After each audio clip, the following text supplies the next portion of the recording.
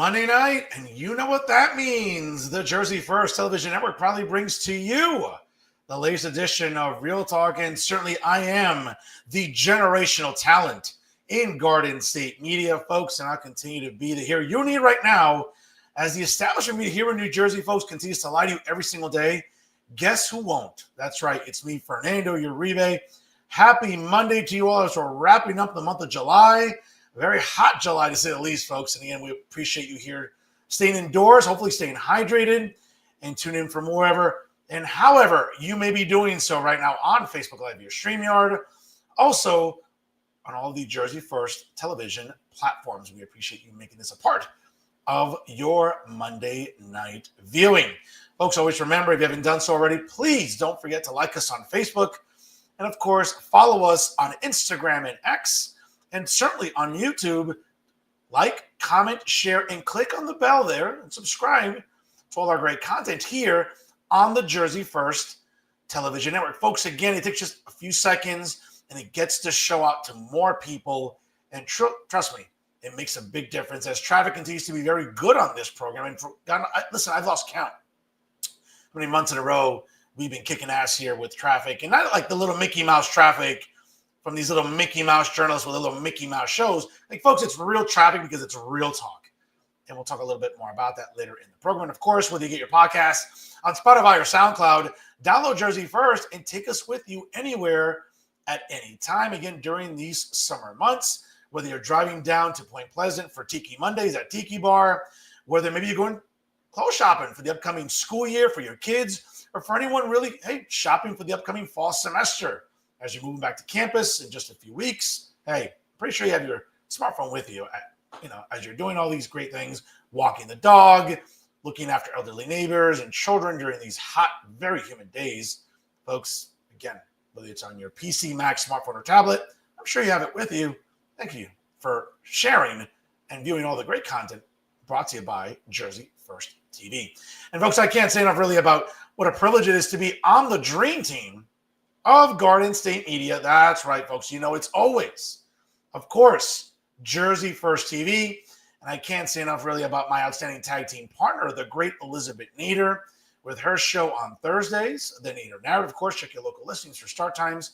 And, of course, you can always rely on Real Talk being live every Monday night here on Facebook Live via StreamYard. Also on Instagram, LinkedIn, YouTube, and much more, as well as X. So, again, like, comment, and share all of our great content brought to you by the leader in independent media here in the great city of New Jersey, Jersey First TV. Folks, you want to stick around for final thoughts. I have a lot to say about, some of the more insufferable people who I am delighted to hear that one of the resident cat ladies in Jersey City, Amy Wilson, has left Jersey City. I guess she packed up her bags and went to go supervise some, finger painting museum or art exhibit, whatever you want to call it, out there in Illinois. I don't know, whatever. I guess finger painting has its crowd over there in Illinois. And, good to see Amy Wilson moving out there. And good riddance to this insufferable cat lady. I mean, folks, have you ever looked at a picture and you could just smell the cat piss in a picture? Folks, it's right here. It's Amy Wilson. And so it's good to see her. Again, good riddance to her. And I think Dwight from The Office, right, her significant other, there. You might want to clip those nose hairs when you're out in Illinois there, Dwight. But good riddance to these insufferable humans. And I'll tell you why it's such a benefit for the area to be rid of these useless humans coming up during Final Thoughts. Speaking of useless humans, folks, let's be very honest. I mean, when we think about useless humans in Garden State Media, to no one's surprise, we can always rely on Uncle Dave, David Cruz from NJ Spotlight News. And I got to tell you, congratulations to David Cruz. Look at that, working back-to-back weeks in the month of July. I would think this fat bastard would have heat stroke probably being outside as long as he is. But nevertheless, it's very, very reassuring to know that once in a while, Uncle Dave, no es un huevón, no es un vago, pero, he works, él trabaja.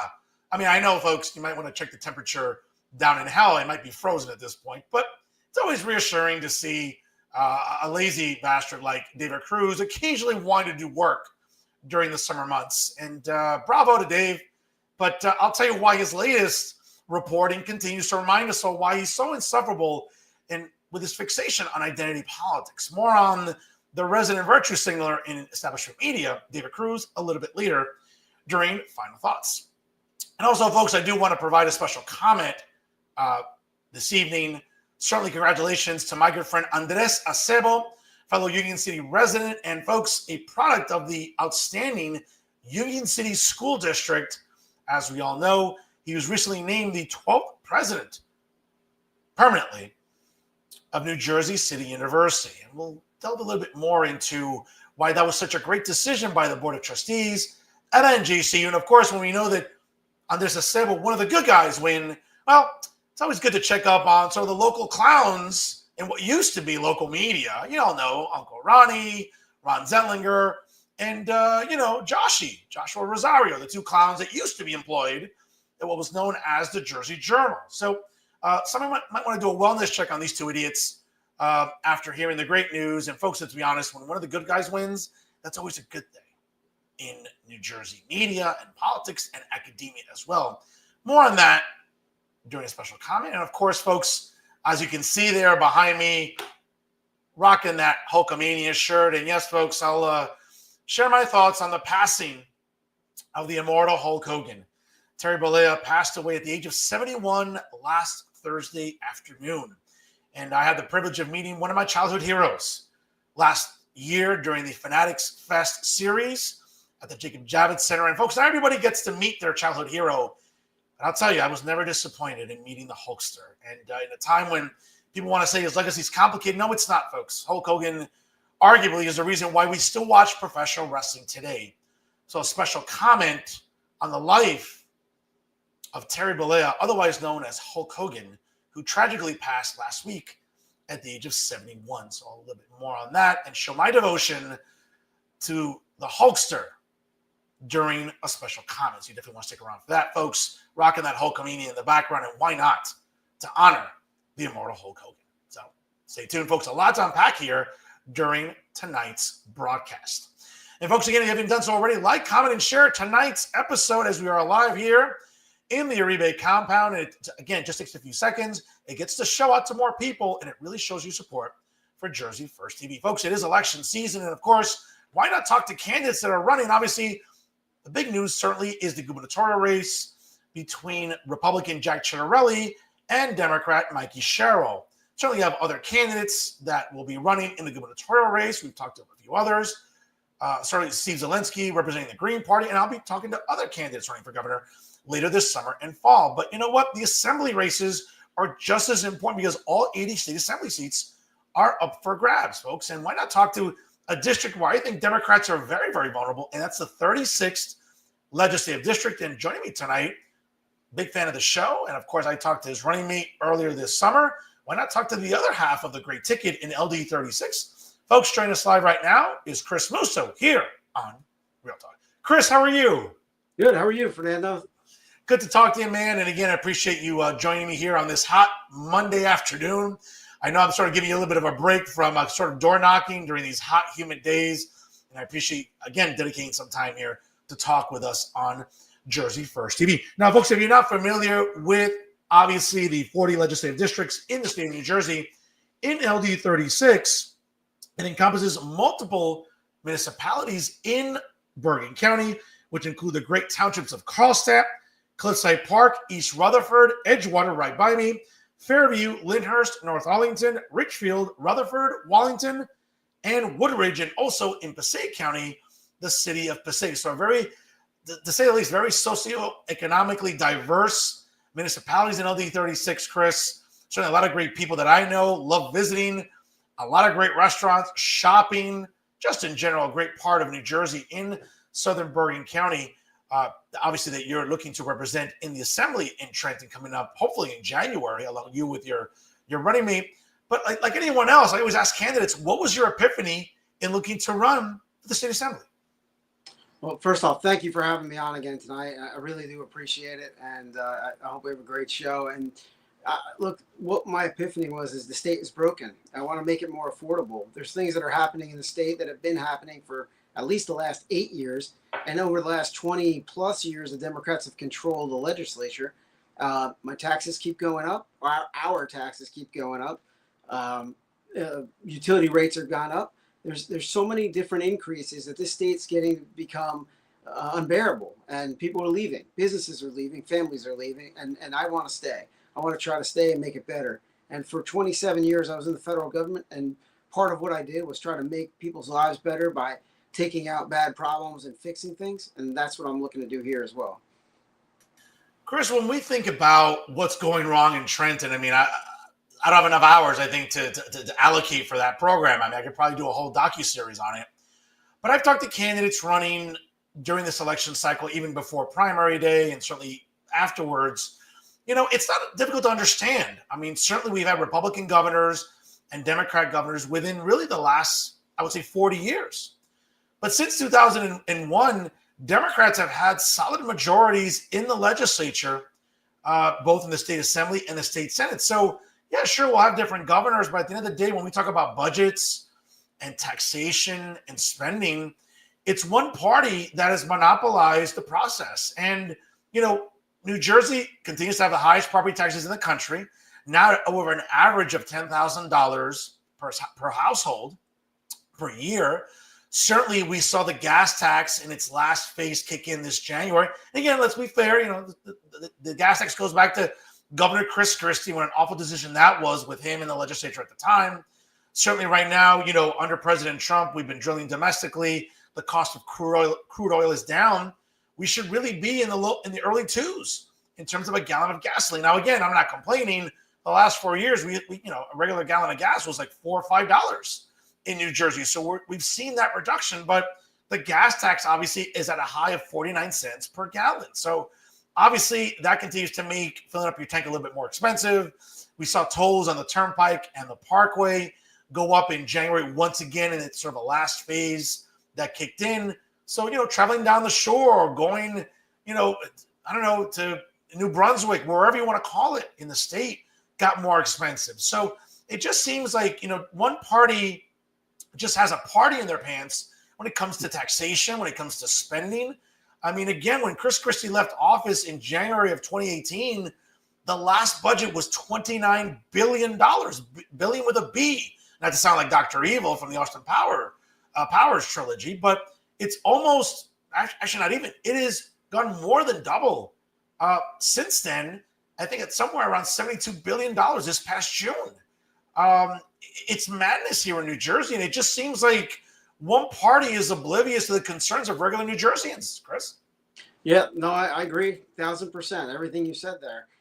Look, anytime you have one party control, they're going to just take and run and do whatever they want. And part of what I see right now and what I feel right now is that they're trying to bring out every tax and increase every fee, increase every way to put their hand in their pocket and pull money out. I think they see the writing on the wall that people are fed up and they're frustrated and they want to end this. They think they're done and they think Republicans are going to win. And I hope that that's true. But I think that they believe they're finished as of this November, and they're just trying to get their last-ditch effort to increase taxes. Look, I get there's nothing that's cheap in this state, and going to fill up your tank, that's, I think, part of the reason why we have such a high gas tax is part of Murphy and his Democratic-controlled legislature want you to drive electric cars. That's part of the reason why they want to increase the taxes to try to eliminate you from using gas in your car. But look, even that, we don't have an infrastructure built for electric cars just yet. And right now, I think that we're not ready. We don't have the infrastructure. We don't have the power. We don't have the capacity. And I think definitely we need to start to increase our nuclear and natural gas to try to get more and cheaper electricity in the state of New Jersey. You're absolutely right. I mean, again, look at the disaster that is California, raising the minimum wage to up to $20 now. We're seeing small businesses dying in California. We saw this fixation on green energy. What a disaster it's been over there, where California residents have to decide whether to either charge their electric cars or turn on their air conditioning. I mean, it's ridiculous. And the idea, and again, folks, you know, listen, even though I'm not a scientist, I'm a political scientist and I play one on TV. Again, folks, these lithium batteries that power electric cars, once the warranty expires on these cars, guess what? You're on the hook for a new battery, or you have to go purchase a new car. So the idea that it's suffocating the very voter base that Democrats seem to continue exploiting in New Jersey. Working class people, poor brown, white, and black people in New Jersey who, let's be honest, again, are not going to be able to afford a new electric car every 4 years. Yeah. That's just the truth. And it just seems like those in Trenton, whether it's State Senate President Nick Scutari or Assembly Speaker Craig Coughlin or others, like sort of the climate hysterics in Trenton, seem to think that people don't know what Google is and have never heard of, what it is that goes into, the construction of these electric vehicles and what goes into having to install charging stations that, again, money doesn't grow on trees as much as Democrats in Trenton think it does. Yeah, exactly. Although they keep trying, right? So like you said, we went up on over 70% in the budget. And this year they added a few more taxes so that while you're having fun at the shore or while you're having fun around the state, playing tennis, going to a batting cage, they increased that tax on you as well. Look, the other part of that electric mandate, the EV mandate for 2035 is to start pulling stoves out of people's houses and replacing them with electric stoves. Look, during storms, when the power goes out and you can't cook or you can't charge your car, what are you going to do? Or you can't drive anywhere? If there's a flood coming through and you can't charge your car and get out of the area, it's now a safety issue.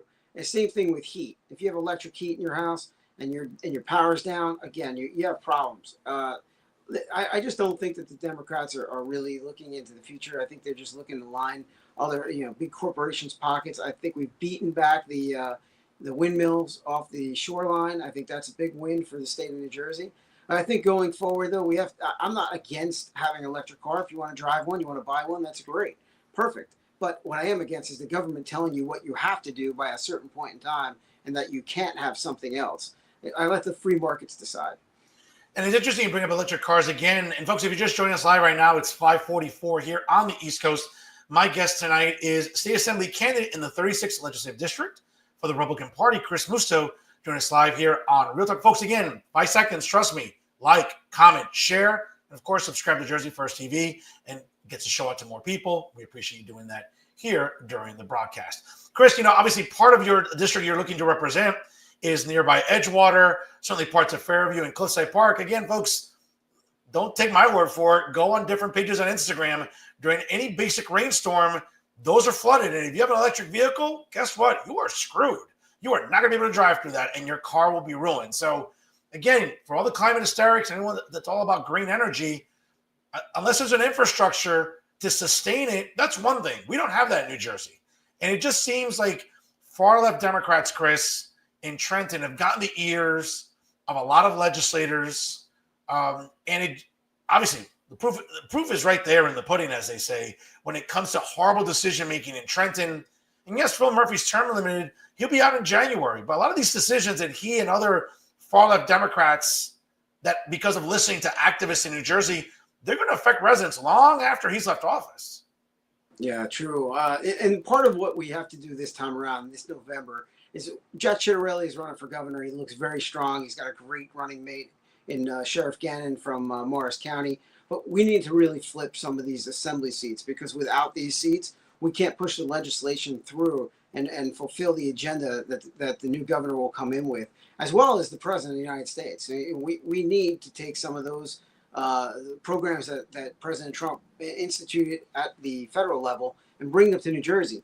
To make the state more affordable, not only do we have to lower the taxes, but we got to cut taxes, and we got to find where we're spending money and where we're spending money foolishly and stop that spending. And that's part of what I think, as my candidacy, as well as my partner Diane DiBiase, we're looking to do going forward. We would love to bring legislation forward to create somewhat of a Doge. I wouldn't call it that, but that's already been taken. But I think that we need to find something, a program in this state that we can look at our budget and say what's needed and what isn't, and pull out the waste, the pork barrel spending. At the last minute in this past budget in June, the Democrats added $1 billion worth of spending at the last minute. I mean, we can't do that. We can't get a bill almost like Nancy Pelosi back years ago. We have to vote on it before we can read it. We need to read it. We need to digest it, and we can't vote on it overnight.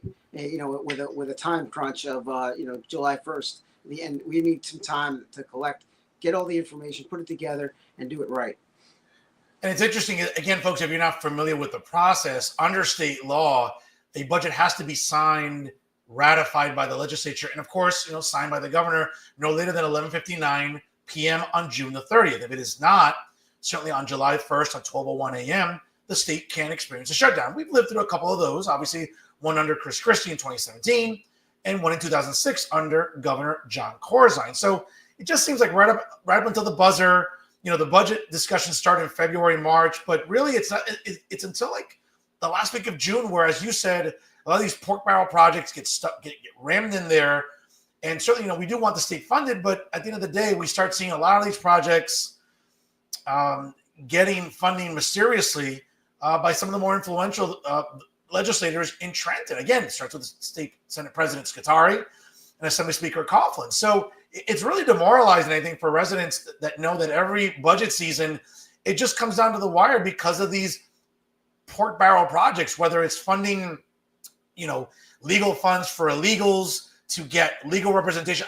Folks, just imagine you're here illegally and New Jersey subsidizes your legal counsel through tax dollars to make sure that you can fight deportations. That's just madness to me. But that's one of the obviously the worst mistakes I think that happen in every budget. But to your point about you and your running mate, obviously in your district, we all know that property taxes continue to be an issue, spending taxes in Trenton. But specifically though, Chris, in LD 36, it's a very, very unique district. Last November, Donald Trump came within really 4.5 points of winning New Jersey for the first time since 1988 under George H.W. Bush. That was the last time a Republican actually won New Jersey's 14 electoral votes. But what we saw was a seismic shift in a lot of counties and a lot of municipalities going red. And coincidentally, one of the townships that went conclusively red last November happens to be in LD 36, and that's the municipality of Passaic, along with others in LD 36. Do you feel that momentum, along with Jack Ciattarelli, the way he's polling, do you think that's going to help you and Diane going into November? I think 100% it will. So, President Trump won our District 36 by almost 10 points. He won the city of Passaic, like you said. In some areas, he won the districts in Passaic 3-1. That's huge. And for us, that's going to be really important come November. One of our incumbents that we're running up against is from the city of Passaic. So if we can flip at least even half of the seats there, or half of the votes there in Passaic, we're going to do really well in Bergen County. We'll need to carry Passaic to win. And as the better that Jack Ciattarelli does all across the district is better we'll do. I think up and down the ballot, we got to help each other. Everybody that's running, all the different Republicans that are out there right now, whether they're local races in our towns, the county races, or the governor's race. We all got to help each other. We got to pitch in. We got to knock doors. We got to send out the mail. We have to get our word out. And we got to really talk about the issues. I mean, they're really common sense issues. I don't think people want to spend all the money that they're spending right now. I don't think that people that are in schools, the parents in schools want schools running their kids and talking to their kids about things that they should only be talking to them at home. And keeping information from them. There's a lot of great issues that are out there that the Democrats seem to rally around, and I think it's really going to hurt them this time around.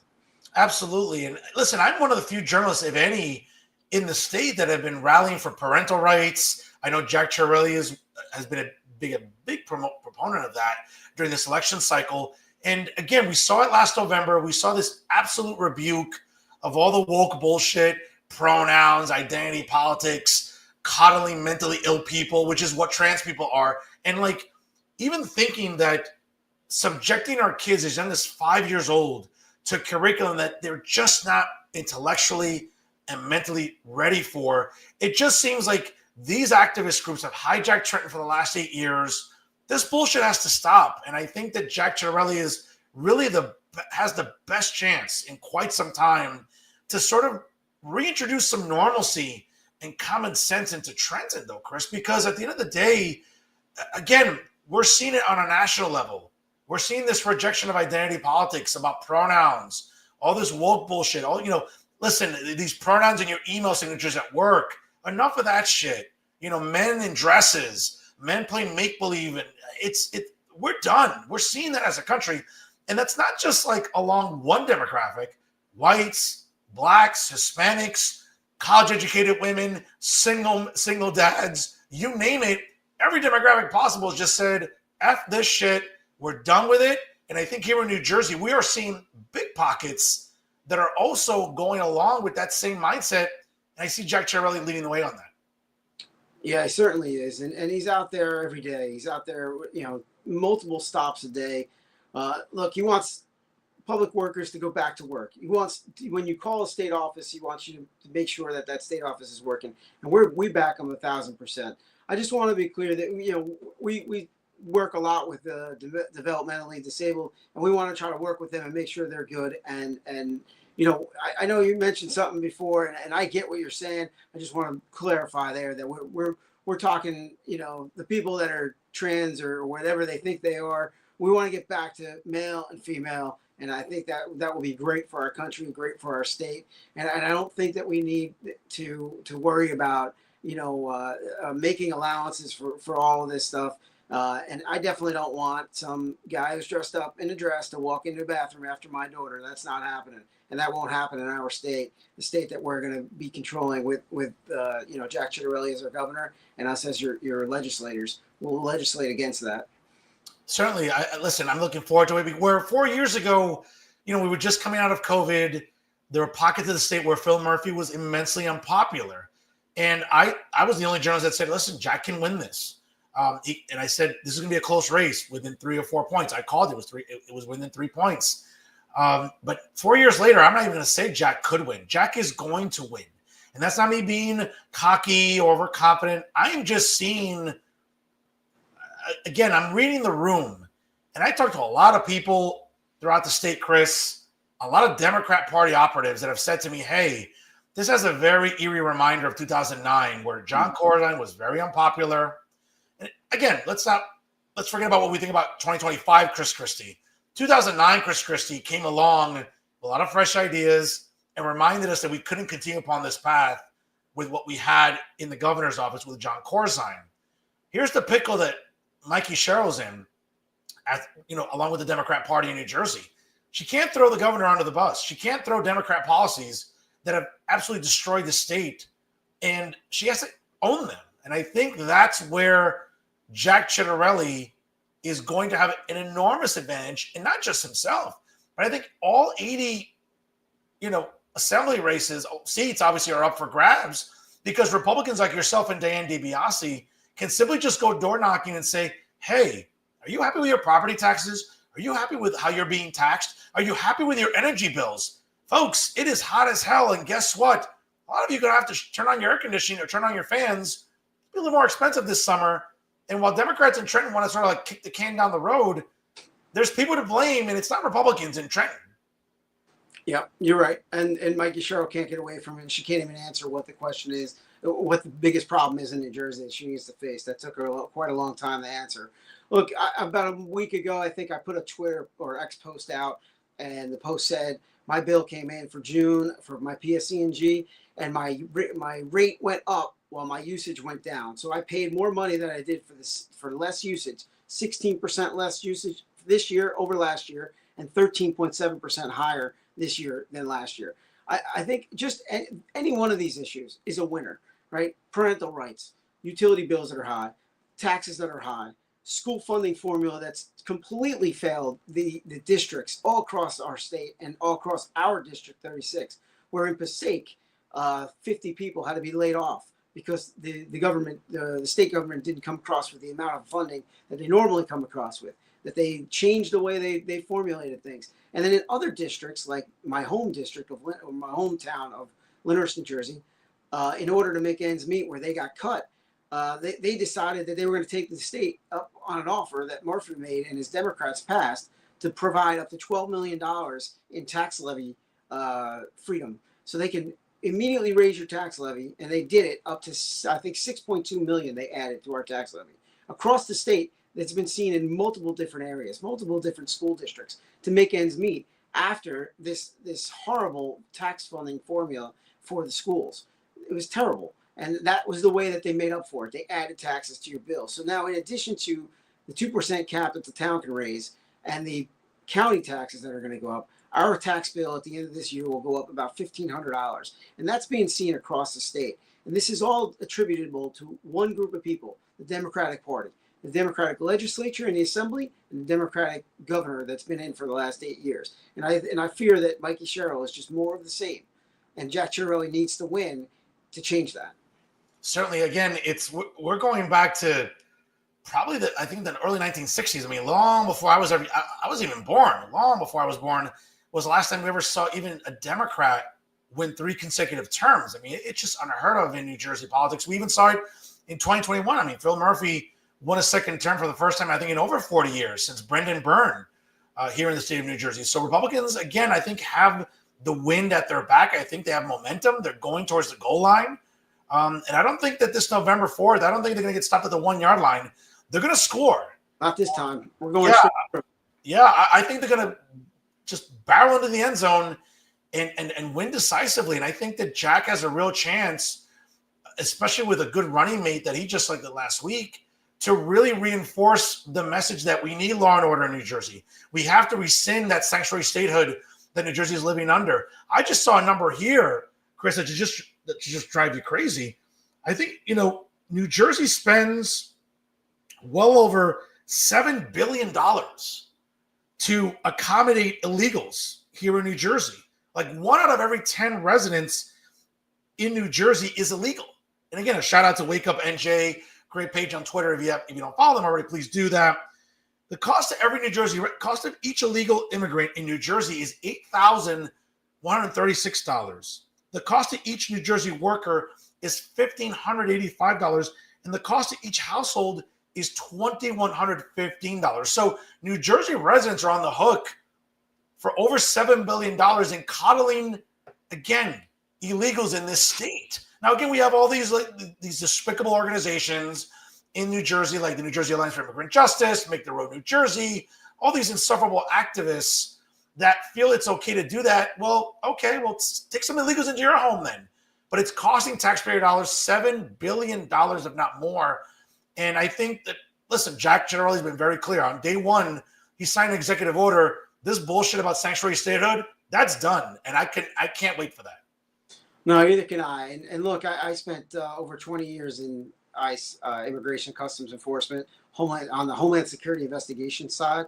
And I was focused mostly on violent gangs and MS-13, narcotics, and money laundering. So I saw the criminal aliens. I saw the criminal element that was coming here from various different countries, El Salvador, Venezuela, Colombia. We need to end the sanctuary status. And that doesn't mean that the police are just going to go and pick up any illegal alien that's on the street. What that means is that there's coordination between ICE, HSI, and some of the other federal agencies that are out there to come together and share intelligence and get the worst of the worst offenders off the street. And I think that report that you're quoting from came from Assemblyman Paul Kenitra, who put that together. I think he's down in South Jersey in the Ocean County, Monmouth County area. And in that, it also talks about $15 million that went to criminal defense funds, $30 million in direct checks. That's all money in the tax base, in the budget that's being budgeted for illegal aliens, being budgeted out of your tax dollars to go to support illegals being here and coming here from different countries. It's almost like a lure. It's an encouragement to come here, because if you come here, you get money, you get housing. And that's where I think we need to cut that off. I think there's great people that come here from different countries. My family came from Italy. Obviously, my wife's family, they're first generation from Italy. Other families I know from Poland, from Germany. Look, we're a melting pot. We're a country of immigrants, but they all did it the right way, and they all came here legally. And I think we got to get back to that. And I think that's what the president's doing now. He's secured the border. And now we need to change some of these states so you don't see ICE out in the street every day. They're encountering so much resistance around the country. They really need help from the states' legislatures to eliminate these sanctuary policies around the country, especially in New Jersey. Absolutely. And listen, we're seeing videos go viral throughout the country, even here in New Jersey. We have like the usual Karens and cat ladies and all these insufferable, woke fools and social justice clowns that think they're doing a service by, harassing ICE agents and federal employees that are just simply trying to do their jobs. I mean, listen, I see it here in Hudson County. We got the local Karens in towns like Weehawken, down along the riverfront as well, Jersey City, Hoboken, you name it. I mean, it becomes so insufferable where all they're trying to do is keep our community safe. I mean, we're seeing again the cost of what illegals bring to New Jersey. Okay, I know plenty of people that work in education. The fact that classroom sizes are almost doubled because you have, these illegals coming across the border with their anchor babies, having them here, using up resources that are meant for American citizens. And that's not being racist. Listen, I'm the son of immigrants too, Chris. Okay, but my parents came from Cuba and Colombia. They did it the right way. They did it properly. They did it the legal way. And, again, listen, you're right. It's not about, listen, I'm sure there are a lot of people here illegally who are working, trying to make a better life for themselves. I'm not disputing that for a second. But we all know there's a violent, criminal, illegal element that not just in New Jersey, but throughout the country, that ICE is getting rid of. We're seeing border crossings at all-time lows. We are seeing communities being safer. I don't know why that's so hard, especially here in New Jersey, though, Chris. All these insufferable organizations that, go to Delaney Hall. I mean, it's not like they're working. So, I mean, what else do they have to do with their time? And they're making asses of themselves. We even have members of the House of Representatives making complete idiots of themselves on camera, trying to prevent ICE employees from doing their job. So I think Jack and his running mate, I think, set a good tone for this election cycle about what needs to improve in New Jersey. And one of those things is law and order. And I know your ticket's a big fan of that as well. Yeah, for sure. Look, again, I was former law enforcement. Diane's father was a retired Hasbrook Heights captain. We're all for law and order. And, Sheriff Gannon, I think he was one of the last county sheriffs to hold ICE prisoners, ICE detainees in his jail. And I think he was one of the 287G program sheriffs across this state, where his corrections officers would vet the incoming subjects to see if they were amenable to removal, and then they would contact ICE and have them removed, which is one of the safest and most efficient ways to figure out the process. Somebody comes into the county jail, they're identified, they're fingerprinted, we find out if they're here illegally or they're here legally, and then if they're illegal, they get turned over to ICE, and it's a very efficient process, and it's done very quickly and painlessly, and no one has to go out in the street. They're not seen. No one has to encounter ICE coming through the door, and the subject doesn't have to, have their family see them being taken away in front of them. Look, law and order is what we need in this state. We need to get back to that. We have to end the bail reform failure that we had, and I believe that was also a Chris Christie project that he put forward, experiment that's failed terribly. We just have recidivist offenders that are in for a few days and then back out and reoffending pretty quickly. We saw a high rate of auto theft. We saw a high rate of gun crimes, which fortunately I partnered with the state police while I was with HSI, and we lowered gun crime for quite a while. I've been out a little bit. I need to get back up to speed on where it is now, but when I was leaving, we did pretty well in lowering the shootings in the state of New Jersey. But we are still having organized retail theft groups that are going into stores and jewelry stores, electronic stores, robbing the stores and running out, putting the patrons, the customers, and the workers in great danger. And I think just recently there was a bill passed by Republicans in the state that was sponsored by Republicans here in the state to try to enhance those penalties. We just got recently fentanyl was classified a little bit higher in the schedule, and we need to stop the flow of fentanyl into the state. And I mean, just overall, we just need to come back and support our law enforcement. Let them go out and be proactive again. We need to have proactive law enforcement, not be afraid to stop cars, not be afraid to encounter people, not be afraid to ask what they're doing in a certain area. If somebody's suspicious in an area, ask them what they're doing and try to, protect your towns, protect your counties, and protect our state. Chris, as you're going, obviously door to door, you're going to festivals, you're doing all the necessary campaign that you have to do, phone banking, mailers, things of that nature. It's easy for Republicans, I would argue, this cycle to talk about affordability in New Jersey, again, property taxes, certainly spending in Trenton as well. But within your district specifically, again, and I'm certainly rooting for you and Diane coming up on November the 4th. Should you take office in January, aside from just introducing bills like you just mentioned about maybe a New Jersey version of Doge, which would not be the worst thing in the world. I mean, we want some accountability, whether it's the Port Authority, whether it's the Turnpike Authority, the Parkway Authority. I mean, wherever there's unnecessary and reckless spending, I want to cut back on that. But in your district specifically, in your municipalities that are in LD 36, what do you think takes precedent right now? Is it infrastructure? Is it services for seniors? Is it more rec programs within the district? What also do you want to tackle should you and Diane be successful coming up in November and then take office in January? I think one of our biggest concerns in our area is overdevelopment. Right now, from the last Mount Laurel decision, there was a total, I think, of over 6,500 units in District 36 that needed to be built or, renovated, redeveloped over the next 10 years. Lyndhurst had well over 300. All across the district, we have multiple units. And then I think the city of Passaic was over 3,000 units that they had to build. And I think, I don't mind building. I don't mind development. I don't mind the right development. I don't mind,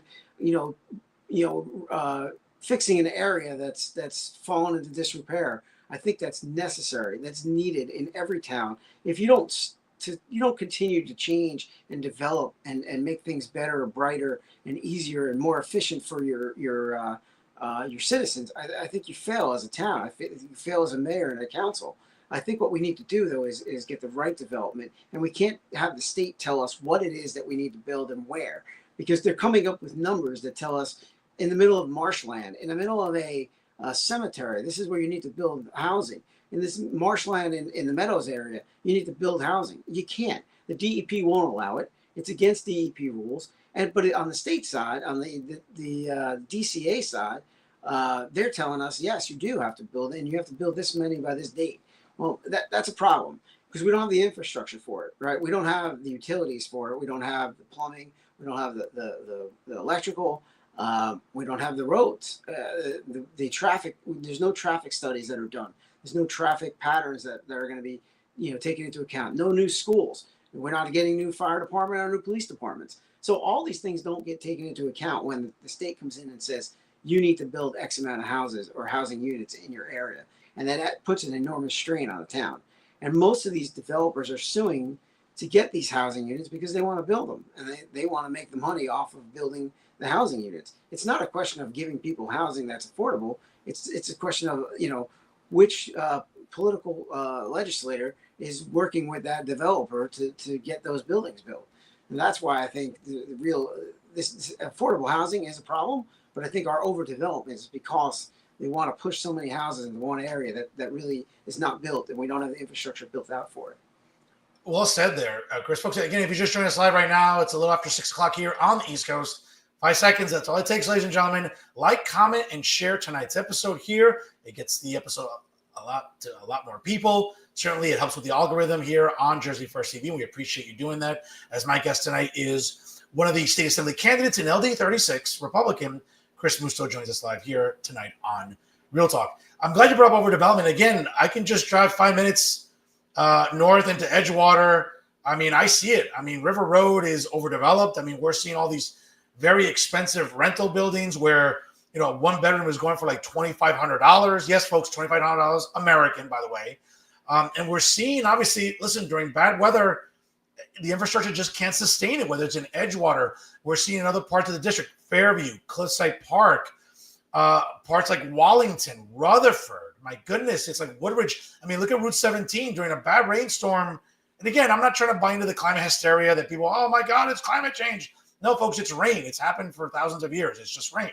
But the bottom line is that this is where residents are feeling that crunch. And developers, yeah, they're getting very greedy. They're salivating at the mouth, though, Chris, because they're seeing all this land. But at the same token, I would argue legislators have to kind of put their foot down and say, no, you just can't go crazy in this area, because at the end of the day, you're hurting lifelong residents. And those are the ones I think we have to watch out for more.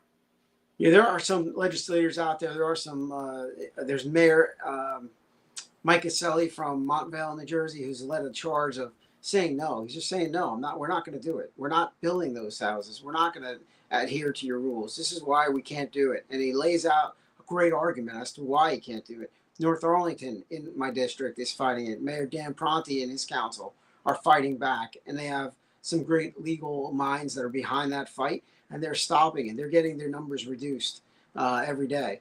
Other districts across the state are fighting as well. I think the last count, there was like 23 23 or 27 members of a lawsuit that Mike Caselli from Montvale, Mayor Mike, pushed forward.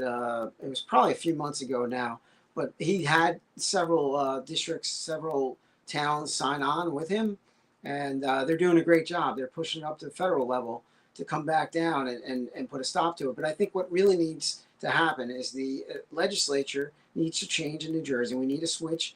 We need 13 seats this time. I don't know if we're going to get them all, but we're going to try to flip 13 out of the 13 out of the 80 seats that are up right now. And if we can do that, then we'll have a one seat majority, and then we can provide the governor, hopefully it'll be Jack Ciattarelli, with the backing he needs to change some of these laws and to change some of these requirements and push forward like a smart plan that we can use across the state and not just tell every town what you're going to do.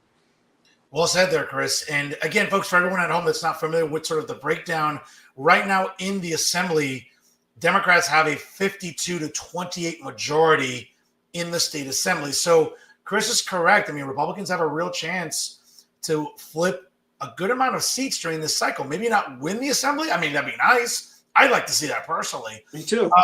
But I think, aside from LD 36, there's a lot of vulnerable Dems in Central and South Jersey, Chris, where let's be realistic. I mean, that it's not really against the realm of possibility that Democrats could have that majority really shaved into going into January. And again, if Republicans, hey, listen, even if they're still in the minority, but they're a lot more vocal, we're not going to be seeing all this fixation on overdevelopment. We're going to be seeing Republicans being much more active and vocal when it comes to issues that, for example, that I know is very important during this cycle, and that's parental rights. And again, we look at the Attorney General in New Jersey, Matt Placken, wasting taxpayer dollars in lawsuits against these municipalities and school districts specifically who have said, again, the U.S. Supreme Court has now made it very, very clear that if parents want to object to whatever literature is coming into their school district, or if they want to object or opt their kids out of a lot of this woke nonsense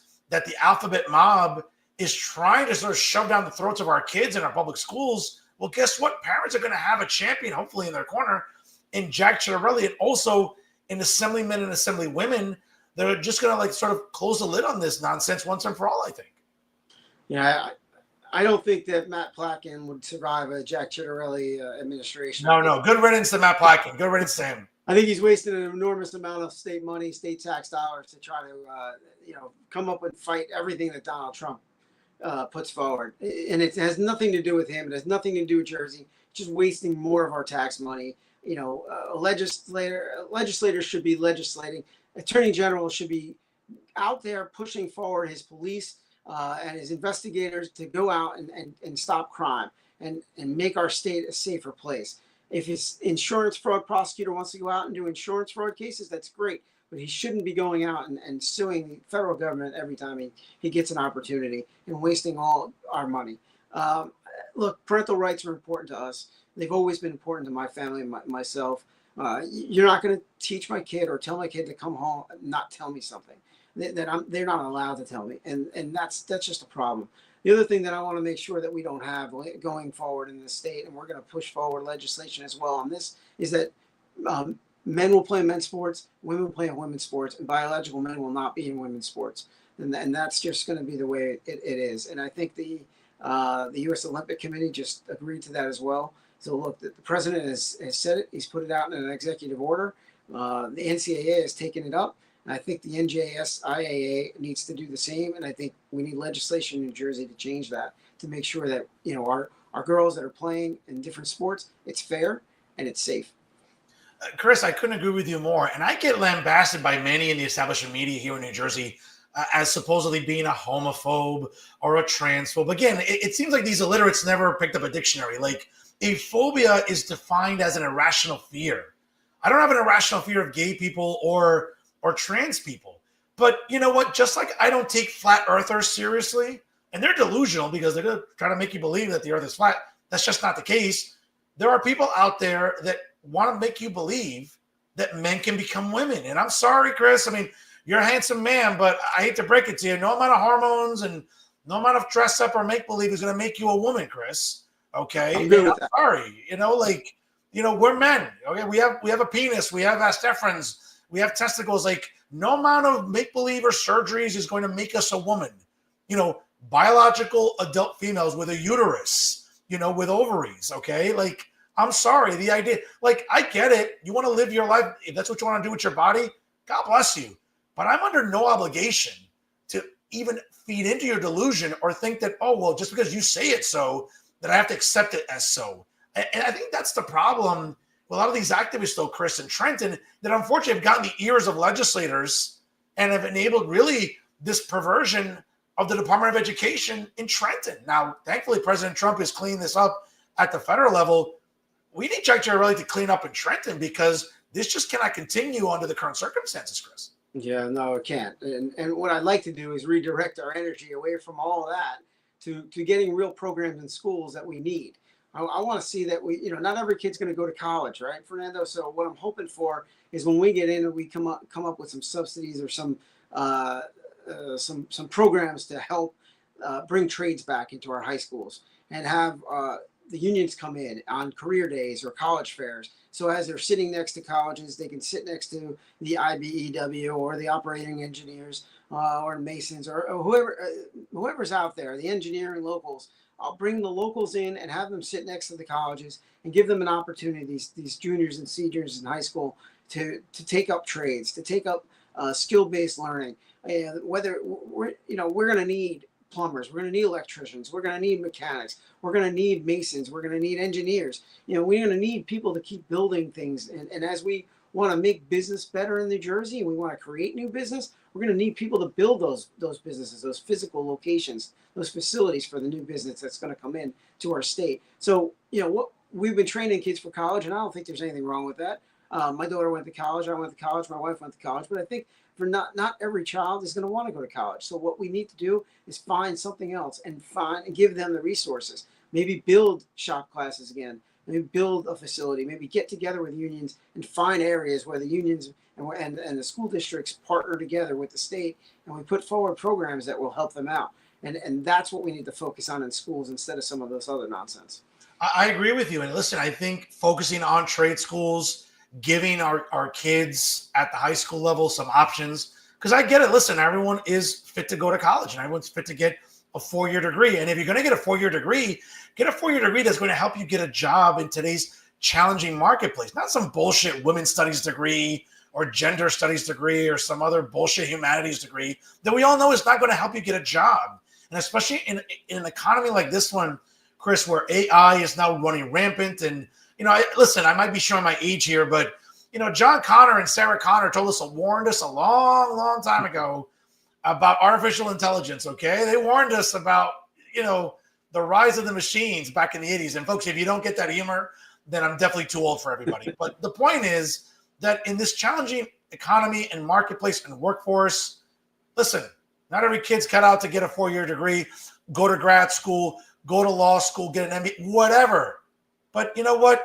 Get yourself a degree that'll help you get into civil service, into perhaps nonprofit work, but also into our trade schools. We need electricians. We need plumbers. We need tradesmen and tradeswomen that are going to help our communities, Chris. And I think that's another knock, I think, of what's been lacking in Trenton, especially in the DOE, in focusing and giving emphasis to trade schools for our kids, again, as young as 14 when they're starting in high school. Yeah. So, look, I think just recently the Secretary of Labor made or created a portion of the Pell Grant to allow kids to go to trade schools with that money. So originally it was always for colleges, for academic schools. Now the Pell Grant will be used to defer some of those costs from going to trade school and learning those trades. And I think it's wide open out there right now. I think we can partner together, and obviously, look, over the years, the Democrats have a strong stranglehold on the unions. But I think it's the perfect way right now to bring the unions in to our schools. They're already building some of them. They're already union labor that's going into building new schools, state projects. I think right now this is a perfect marriage where you bring them in, you empower them to help our students, you empower them to help our schools, and you create a bond there between the schools and the unions where everybody's helping each other out, and you're training those kids so that when you go out into the field and when you build those warehousing or the big server locations, the storage locations, or the power locations for AI, to create an AI location or a media center, that's who's going to do it. The people that just graduated that class in high school. And, AI is going to take over. It's very easy to use. It helps. It makes things so much easier.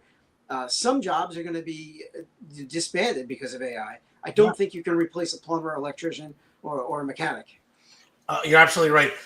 Chris, again, before I let you go, a few more minutes here. And folks, if you're just joining us at 6:20 here at the East Coast, we're about to wrap up with tonight's guest, LD 36 State Assembly candidate, Republican nominee, Chris Musto joins us here live on the program. Let's talk about your running mate, Diane DiBiase. I talked to her earlier this summer.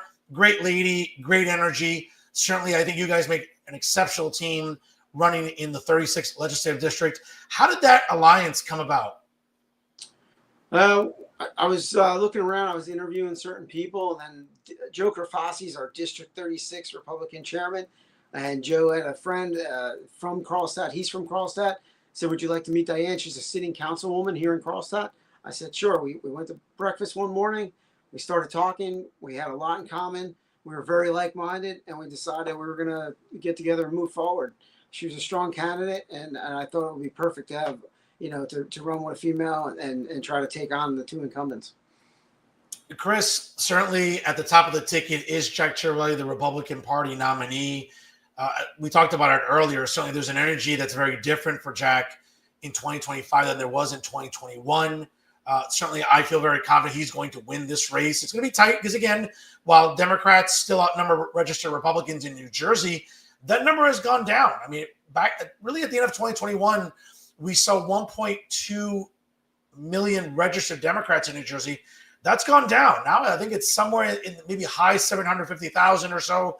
Republicans have made a lot of inroads. We've seen a lot of great activists like Scott Pressler, who was able to help flip Pennsylvania last year for Donald Trump. And obviously those 19 very crucial electoral votes in the state of Pennsylvania, flipping Pennsylvania red. He's been up and down this state trying to register new voters to get independents on board.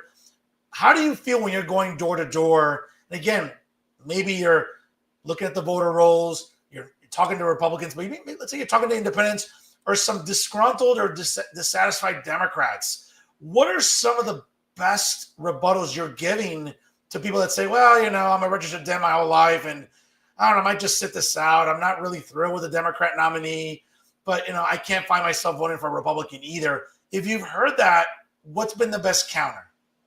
So first, I just want to say that you mentioned Scott Pressler. Scott came out with us in Lyndhurst on election day, primary election day, for 2 hours and sat outside.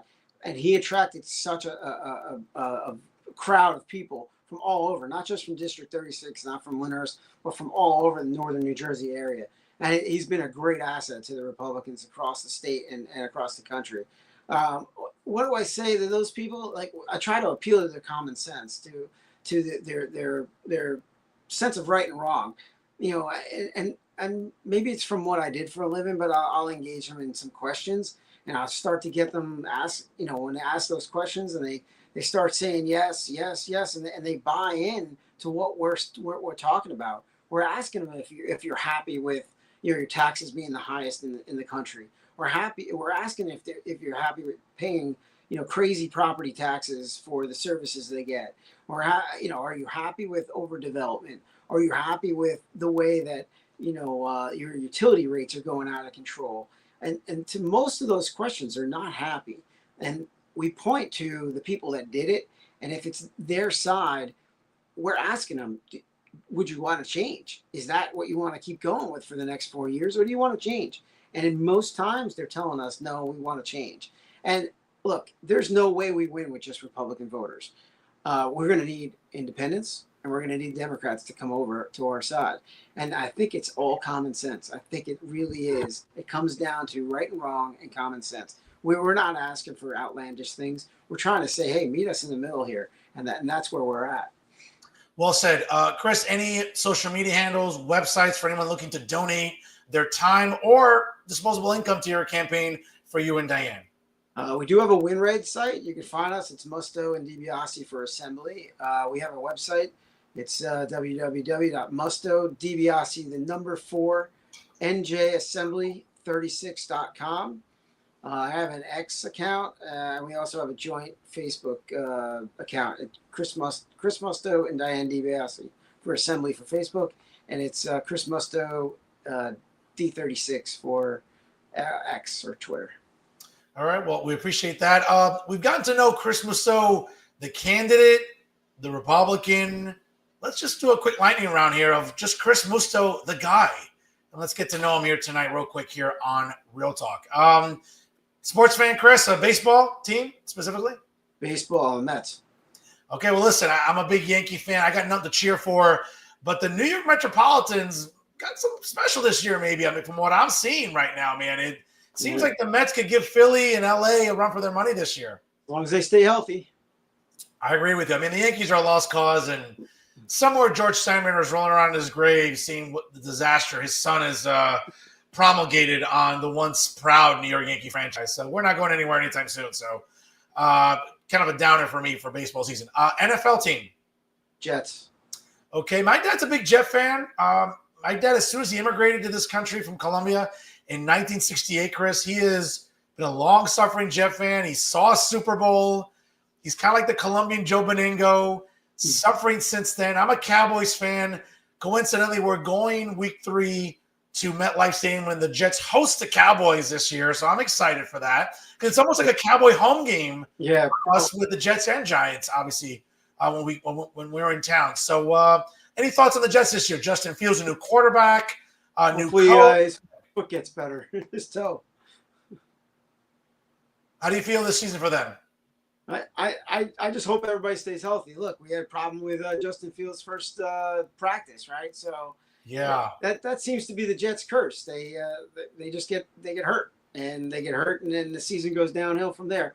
Look, every season I start off very hopeful and very positive, and then it peters off after a while. Listen, so do I. I've been waiting 30 years for a Super Bowl again. So it's I'm miserable. I mean, again, my dad's like, I'm a Jet fan. I know misery. Okay, so we'll see. NBA and NHL.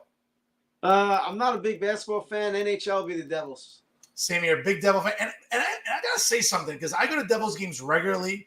Is there a more exciting atmosphere than being at Prudential Center for a Devils home game? I mean, the energy there. Listen, the hell with the Garden and the blue skirts. They haven't seen a championship in more than 30 years, whatever. It just seems like a Devil home game.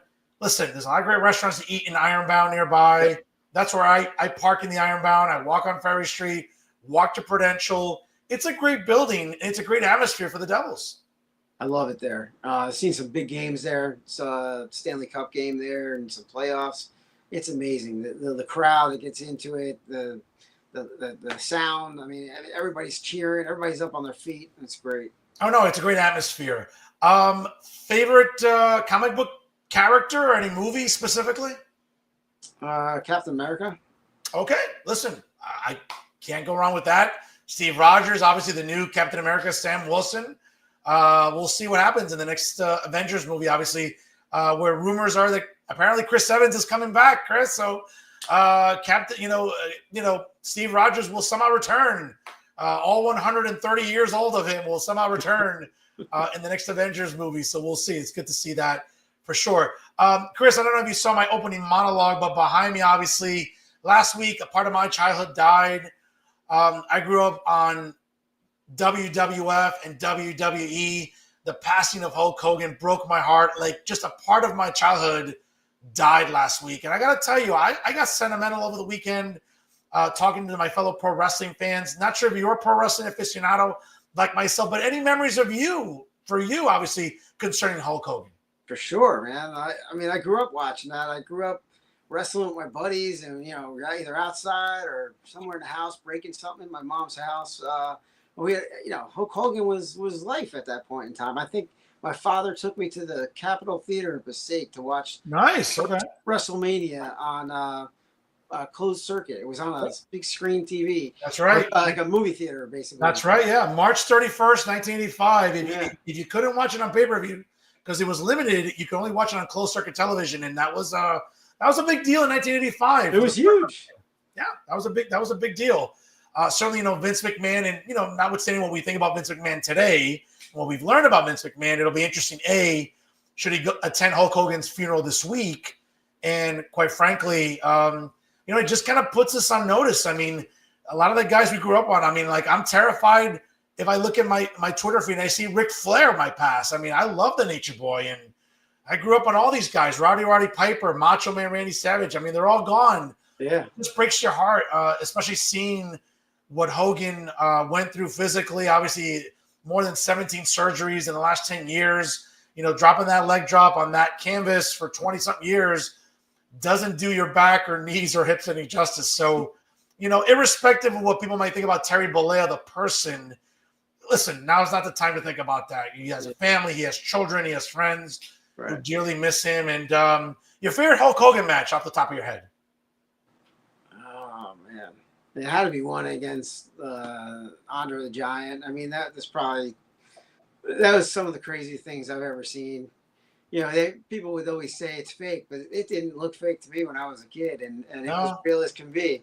You got those two huge mammoth beasts that were going at each other. It's just amazing. I remember it too. I think it was March 29th, 1987. I'm really good with dates, I think, where the impossible happened. Hulk Hogan in front of 93,000 fans at the Silverdome picked up Andre the Giant. I mean, that's 500 pounds. That's not dead barbell weight, folks. That's a 500-pound human being. Yeah. And, Andre the Giant was undefeated for 15 years. And to take that clean loss to Hulk Hogan, it signaled a new turn, really, I think, in the business. It went from like a local regional thing to being on MTV, being on NBC with Saturday Night's Main Event, Chris. It's, again, a big loss for any pro wrestling fan, because the reason you're watching pro wrestling, 99.9% sure, it's because of Hulk Hogan. So certainly a bad day last week for sure for all of us. Last question, favorite American president and why? Ronald Reagan. Okay. Conservative beliefs, held people accountable. I still use one of his big quotes, his big sayings was trust but verify. I did it throughout my career. I do it now. I'm not saying I don't trust you, but I just want to make sure that it's true, right? And he was able to bring people together and deal with people and work on both sides and get things done. And the country loved him. Chris, again, I want to thank you for your time. Again, best of luck to you and your partner, Diane DiBiase, again, as you're looking to unseat Democrats in the 36th Legislative District. I appreciate your time coming on here. Certainly, you don't have to come on. You're very busy knocking on doors, sending out, texts, phone banking, mailers, you name it. You're busy. You're campaigning. You're trying to win a seat. It means a lot. You take the time to come on with supporting independent media like we do here at Jersey First TV. I appreciate your time. Thank you for your support. I'll give you the last word here tonight on Real Talk.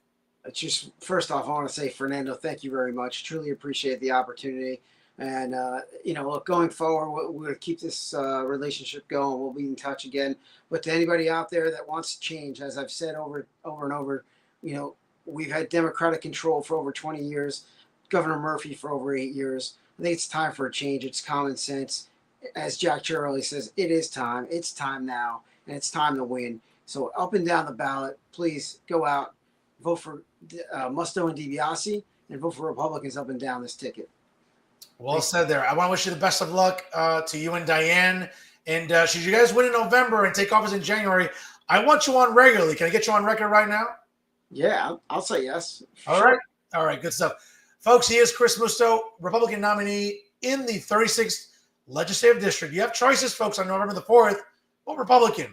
And let's flip New Jersey red coming up this November the 4th. Again, early voting starts really right around Halloween. And, of course, you can also vote by mail. And certainly Diane DiBiase and Chris Musto are great choices in LD36. Chris, God bless you, brother. Best of luck to you. And we'll talk to you again soon here on Real Talk via Jersey First TV. Thank you. Take care. Folks, good stuff there. with Chris Musto, Republican nominee for the Assembly in the 36th Legislative District. And certainly him and Diane DiBiase. Folks, no question, obviously a big hill to climb. As we all know, Democrats have had a stranglehold in a lot of districts in Bergen County. But if there's a chance to flip them in Bergen County this year, it's coming up on November the 4th. And can't think of two better people right now than Chris Musto and Diane DiBiase in LD 36. So we'll keep an eye on that race as well as others throughout this election cycle here on the Jersey First Television Network. And of course, right here on Real Talk via Jersey First TV. Folks, if you're just joining live right now, it's 6:35 here on the East Coast. Don't go anywhere, of course. Like, comment, and share tonight's episode. It really helps us out. Get the episode out to more people and certainly helps with the algorithm right now on all of our social media platforms. And of course, it shows support for strong independent media because that's what we are here at Jersey First TV, folks, especially with Real Talk. Not the Mickey Mouse establishment media with Mickey Mouse journalists, the little Mickey Mouse shows, little Mickey Mouse traffic. Folks, the only traffic these clowns know is the traffic on Route 78, the Turnpike, Route 21, Route 35. That's the traffic they know. But here on this show, because it's real conversations, it's always real traffic because it's Real Talk. Folks, don't go anywhere. You know what time it is. It's what you've been waiting for always. It's time for Final Thoughts. I'm going to be a little brief here on this week, folks. I don't really want to give too much attention to insufferable humans, but if there's one insufferable human who I am happy to see go here in New Jersey, it is Amy Wilson, one of the resident cat ladies. Yeah, obviously you can see there, Miss Photogenic herself, decided to take a job out west, in the Midwest, in Illinois. I think some finger painting exhibit needs a supervisor at some museum over there in Illinois.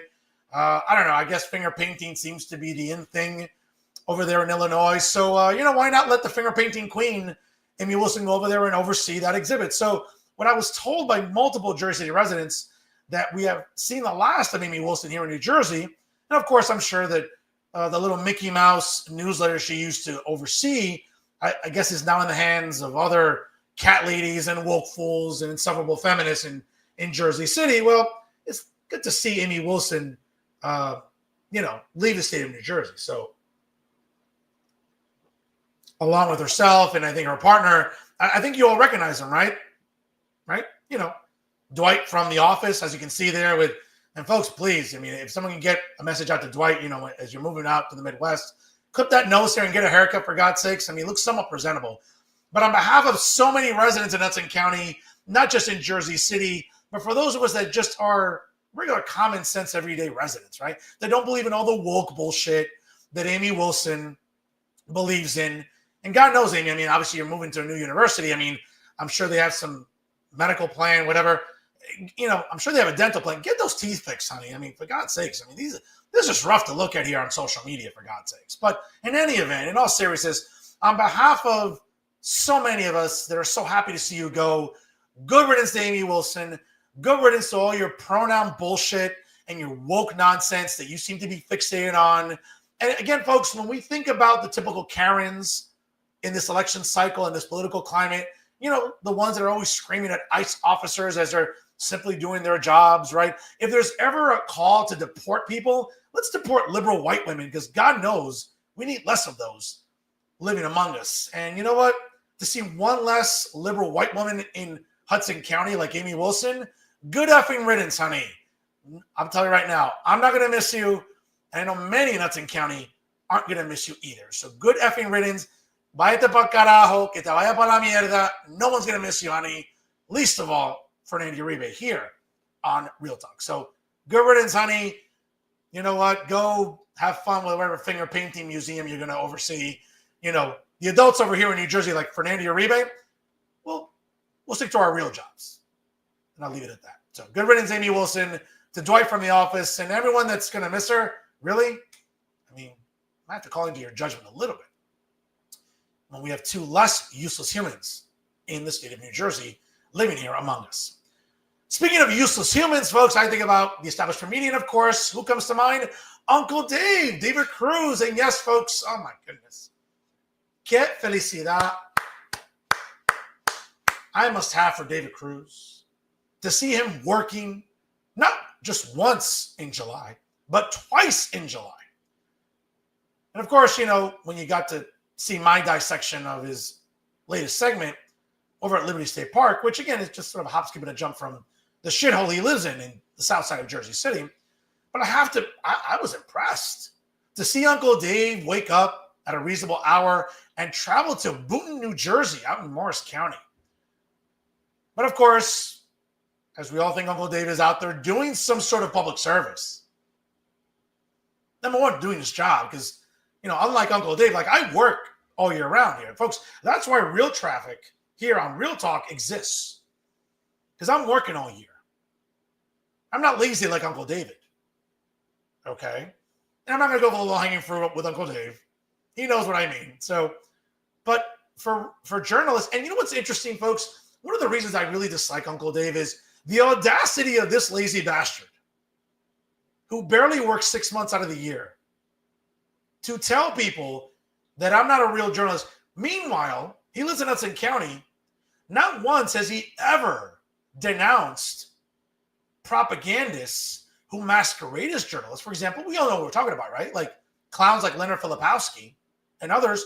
Not a peep from Uncle Dave when it comes to those propagandists, right? Guys that don't even have legit media credentials. I do, David. You can ask the New Jersey Society for Professional Journalists because they bestow it to me.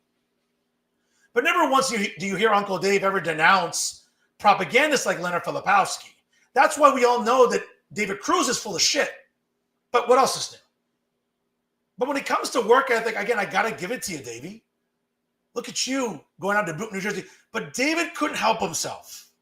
Because just when you think he's going to try to do something newsworthy and talk about something that's important in this election cycle, this fat bastard cannot help himself by making it about race or gender or identity. Here's Uncle Dave going up to Jack Ciattarelli, right? Because again, it's virtue signalers like David Cruz that can't help themselves. And I get it when you're home all year, well, most of the year, playing with your dick. I mean, as if you could see your dick, David, but that's a conversation for another day. Okay. Like the idea that you might want to ask some legitimate questions, but no, you have to make it about race and identity because you just can't help yourself. Let's see if you bring that same energy when it comes to the Democrat nominee, right? Because when it comes to Republicans, you fixate on all the woke bullshit, which is why your ratings are in the toilet. Which is why, let's be honest, folks, the only reason anyone watches NJ Spotlight News is for the MILFs on the network. Brianna Vanozzi, Joanna Gagos, Raven Santana. And they're great journalists, don't get me wrong. But who's really tuning in to watch Uncle Dave? Really? Etefeo. No one's tuning in to watch him. But again, he can't help himself when talking to Jack Ciattarelli. Let's go with this. Assemblyman, not a minute to talk to the press about your choice? Always a minute for you, David Cruz. Excellent. So, in your mind, does this ticket represent the diversity of New Jersey? I think it does. How so? You got two white guys. We're man of the people. One of them's a... Like, do you notice? Like, Uncle Dave cannot help himself. Two white guys. Yeah, David, understand something that, listen, there are plenty of good candidates in the Republican Party that Jack Ciattarelli looked at, right? I can tell you from sources that I've talked to, reliable sources, State Senator Holly Schapese and others. But in a county like Morris County, you know, it's a swing county. You want to be able to win those votes in that county. And remember, U.S. Representative Mikey Sherrill, part of her district is in Morris County. So if you can chip away at some of the votes that maybe could go to her, that's smart politicking. That's smart election strategy. Not that smart strategies are a part of David Cruz's MO, but let's continue. We're men of the people. I've won races in a town, a county, and a legislative district where Democrats outnumber Republicans. Jim's been a man of the people for 40 plus years. We spoke not too long ago, and you had mentioned in your last race that you felt that your team was too white, and now you have two white guys. Nobody even chooses guys anymore when they're running for office? What's the message that you're trying to send? David, I'm very confident in my candidacy. I'm very confident in Jim's role on the team Good. as lieutenant governor. He's going to be a great lieutenant governor. Does it not send a message to voters? I think the message. Yeah, David, it sends a message that law and order is what we need in New Jersey, that we need to rescind the sanctuary statehood here in New Jersey. And I get it for Uncle Dave. He doesn't care about the harm that illegals do to New Jersey. I just mentioned the numbers before, okay? Illegal immigration cost New Jersey taxpayers $7 billion. Not that Uncle Dave cares. Uncle Dave is too worried about, what's on the menu at the Gateway Center in the food court.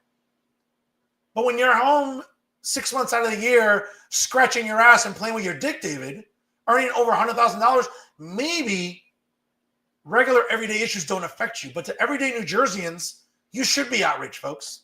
We're spending $7 billion to coddle illegals in this state. We see the cost to each household, to each taxpayer.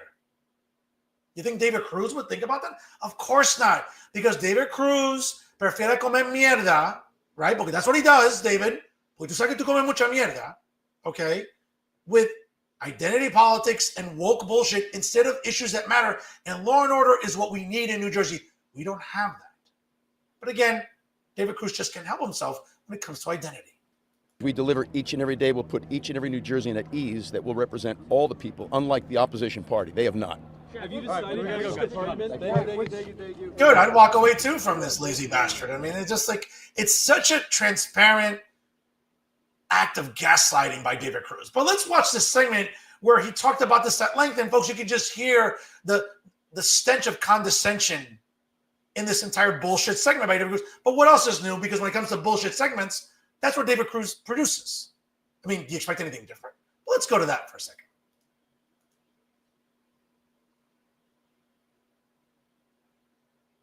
I can begin and end my remarks simply by saying this, because this is what I believe. We are going to win this race this year. Jack Ciattarelli's selection of Morris County Sheriff Jim Gannon as his running mate says two things about what the campaign is thinking. One, Morris County is key. Gannon is a former boot and beat cop and a proven vote-getter in Morris, which is critical to the GOP effort. It shows that Morris County is the battleground. It's very important to the Ciattarelli campaign. They feel that they need to win in that county that can swing back and forth. Gannon has run very strongly in Morris County over the years. He's gotten over 60% of the vote in his elections. Democrat Mikey Sherrill represents Morris in Congress. She just won re-election to the seat by 15 points in November. So as an electoral countermeasure, Gannon fits the bill. But he's also there to send another message. We'll repeal the dangerous sanctuary state and restore cooperation between immigration authorities, known as ICE, and law enforcement officers throughout our state. That's our commitment.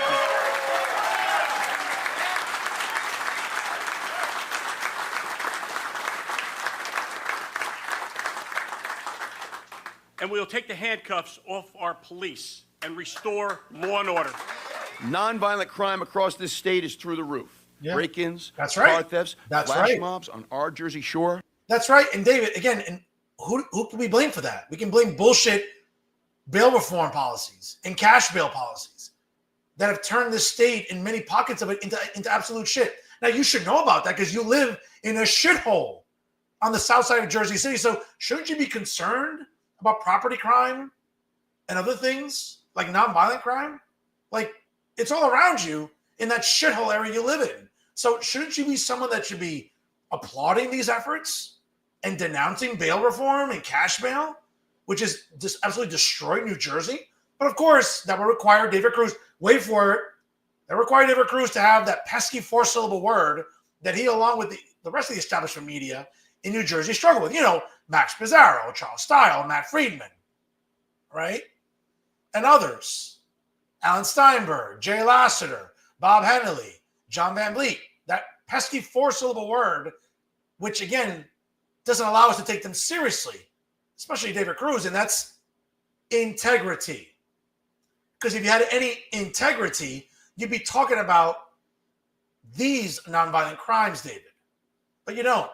You'd rather provide this boo-hoo sob story narrative about illegals and, oh my God, how dare ICE agents come into New Jersey and do their jobs. Gee, David, I'm curious, if Joe Biden and Kamala Harris didn't leave the border wide open, would we have illegals to deal with in New Jersey to begin with? ¿Tú te crees que David Cruz would use this? Pero again, un imbécil like David Cruz no es capaz de usarlo.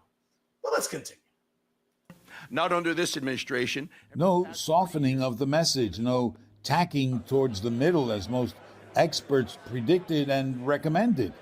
Chitterelli's even bucked the conventional wisdom of diversity on the ticket. In your mind, does this ticket represent the diversity of New Jersey? I think it does. How so? You got two white guys. We're men of the people. One of them's a cop. We're men of the people. I've won races in a town, a county, in a legislative district where Democrats outnumber Republicans. Jim's been a man of the people for 40 plus years. Most polls suggest that affordability is still uppermost on the minds of voters. Yeah, that's right, David. Affordability, an issue that you have refused to talk about for years. You'd rather ejaculate all over yourself because, you have Cory Booker in the studio, right? So when Cory Booker's here, this is David Cruz.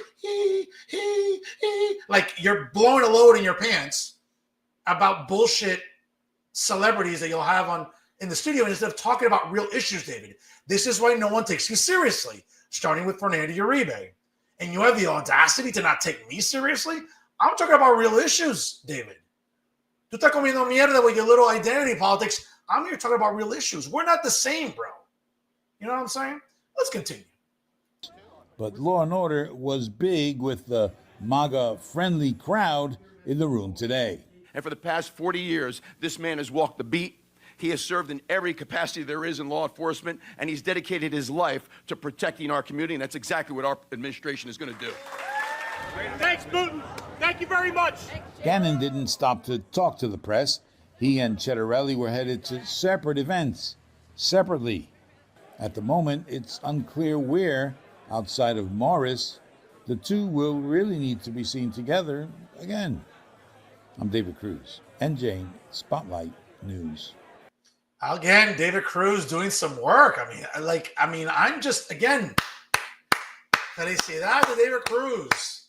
Este huevón que nunca trabaja, like working back-to-back weeks. Folks, I'm telling you, play the lottery. Check that temperature in hell, man. It might be like Arctic down there, seeing these developments. But again, folks, you want to know why people aren't trusting establishment media? Not just nationally, but here in New Jersey? Because they don't waste a single moment to try to gaslight us into bullshit identity politics and other woke issues. You think David Cruz will be talking about issues that matter during this election cycle? Again, parental rights. No, David Cruz would rather call me a transphobe because somehow I choose not to subscribe to people's delusions like David Cruz does. David, here's the truth. Just like I don't take flat earthers seriously because they're delusional. They believe that the earth is flat and they'll try to convince you otherwise. No, we don't take their delusions seriously. I also don't take people's delusions about men becoming women. It doesn't make me a transphobe. That makes me believe in biology. And I know when you took biology, Uncle Dave's like, 84, 85 years old. He took biology, I think maybe like 70 years ago in high school. All right, whatever shitty high school he went to in Jersey City. I don't know, whatever. Take your pick. Okay? But David, for someone like me that took high school biology and actually even took AP biology and passed it, we both know that men can't become women. No amount of make-believe, no amount of dress-up, no amount of surgeries is going to make a man a woman.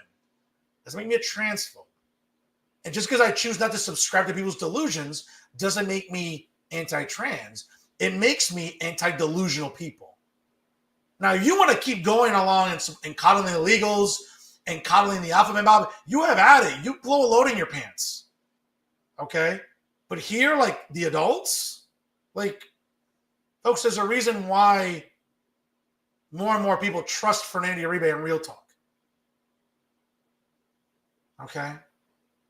I'm the future in this business, bro. You're just a dinosaur. And trust me, like I said on Twitter, the meteor's coming. and extinction's coming for you. It's coming a lot sooner than later. But again, when it comes to bullshit reporting and bullshit journalism, you can always rely on Uncle Dave para comer mierda and provide really bad journalism. What else is new with David Cruz, folks? And those are my final thoughts. Folks, a special comment here tonight. I want to congratulate my good friend, Andres Acebo, a fellow Union City resident, a product of the exceptional Union City School District and the Union City Public Schools. A guy whose family immigrated from Cuba. A guy who I've gotten to know personally, and our families know each other. An exceptional young man, an attorney, and now the full-time president of New Jersey City University. Congratulations to Andres Acebo. And it was just announced that he was unanimously selected as the interim title was lifted for Andres Acebo, and he's now been officially appointed as the 13th president of New Jersey City University, which originally started as Jersey City State College back in 1927. We'll be seeing the 100th anniversary and birthday of NJCU in just a couple of years. Great press release here. Read you some good stuff here from their website. Acebo has served as interim president since his original appointment on January 17, 2023, leading the university through the most critical period in its 98-year history and orchestrating a remarkable financial and academic recovery, making the next chapter in delivering accessible public higher education to Jersey City and Hudson County communities. Acebo signed a letter of intent in May to advance a historic merger to integrate NJCU into the King University system. Two mission-aligned institutions, which once completed, will create Kane, Jersey City. Now, according to Luke Visconti, the chair of the NJCU Board of Trustees, he said, quote, at our regular Board of Trustees meeting on July the 23rd, the board voted unanimously to lift the interim title for Andres Acebo and officially appoint him as the 13th president of New Jersey City University. Okay. Obviously, a very emotional moment for President Acebo. As you can see, obviously, when you go on the social media for NJCU, you can see there with his family in attendance, you can see how emotional he was. And if you're not familiar with Andres Acebo, then what are you waiting for? Let me just give you a brief synopsis here.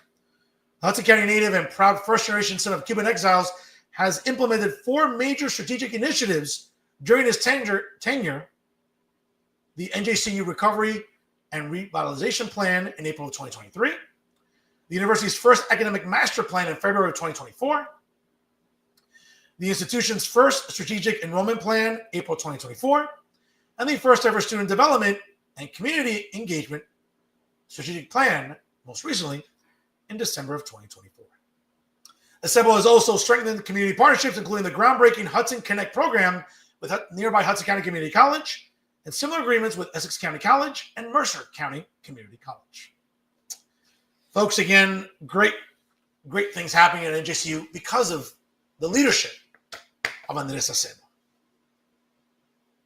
He's also signed key strategic MOUs, including with the NJEA, Hudson Building Trades, GLACO, AFT Local 1839, the Jersey City POBA, the Boys and Girls Club of Hudson County, the Statewide Hispanic Chamber of Commerce, and the Hudson County Latin American Chamber of Commerce. Folks, great things are happening at New Jersey City University because of Andres Acebo. And cheers to the Board of Trustees for lifting that interim title, for making sure that all the hard work by Andres Acebo would not go unnoticed, as he is now, and again, I want to make sure I say this correctly, the 13th president of New Jersey City University, which originally started as a small college back in 1927.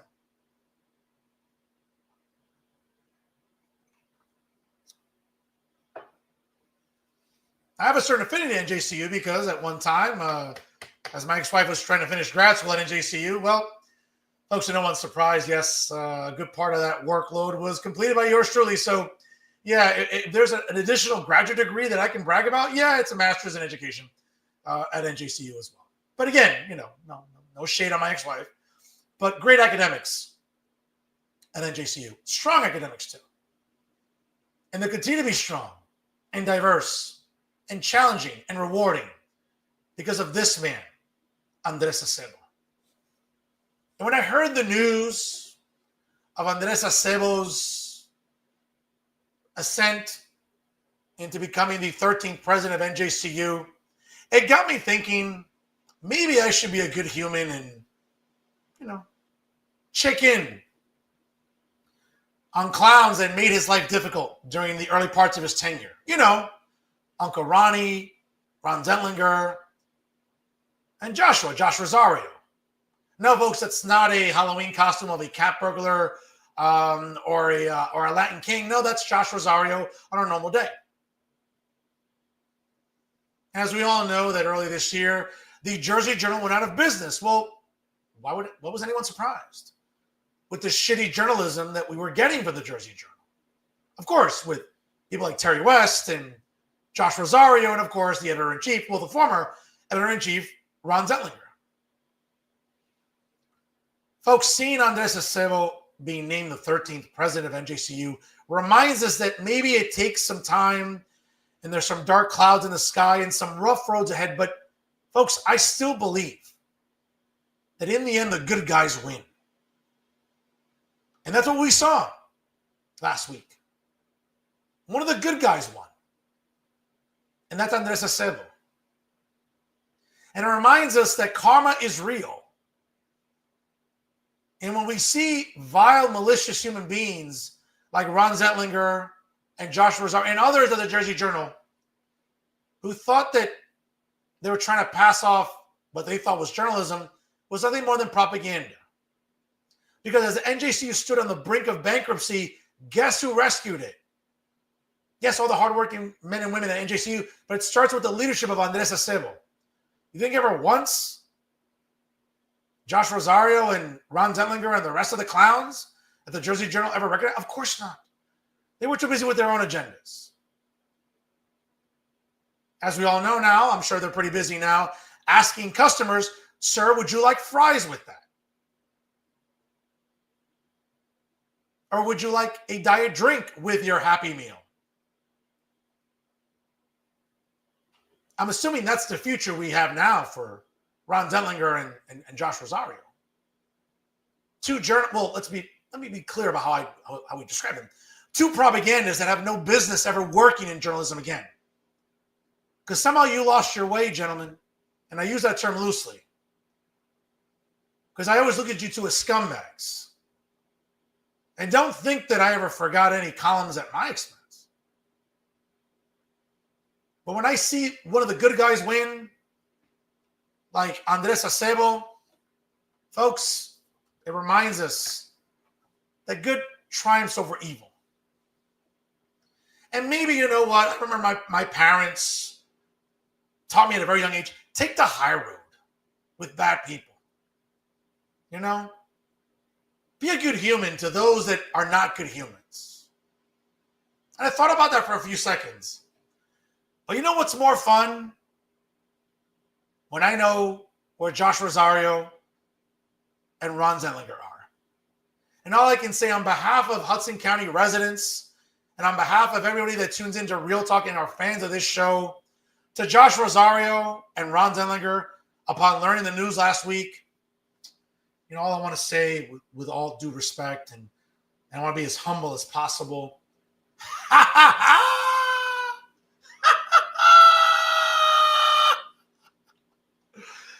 Yes, to Ron Zentlinger and Josh Rosario, que te vaya pa la mierda también. Good to see one of the good guys win. Congratulations, Andres Acebo. And to Josh Rosario and Ron Zentlinger, have you been promoted to assistant manager yet? Or are you still working on fries or flipping burgers? Can you let me know? I mean, if you need a job reference, I'm happy to give you one. I think they're hiring at Burger King and Wendy's too. So, once again, congratulations to Andres Acebo and Oh, my goodness. To Josh Rosario and Ron Denlinger. Oh, it's a good day in Hudson County.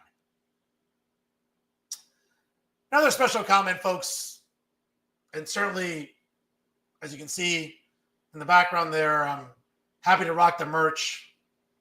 But like so many of us, we were shaken with the passing of Hulk Hogan last week.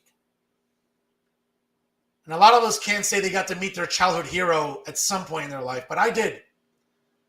Last July at the Jacob Javits Center, during the Fanatics Fest, I got to meet WWF/WWE Hall of Famer, the immortal Hulk Hogan, who tragically passed last week from cardiac arrest in his home at the age of 71. And folks, I grew up loving Hulk Hogan. I grew up loving professional wrestling. And the reason that so many of us still watch professional wrestling today is because of Hulk Hogan.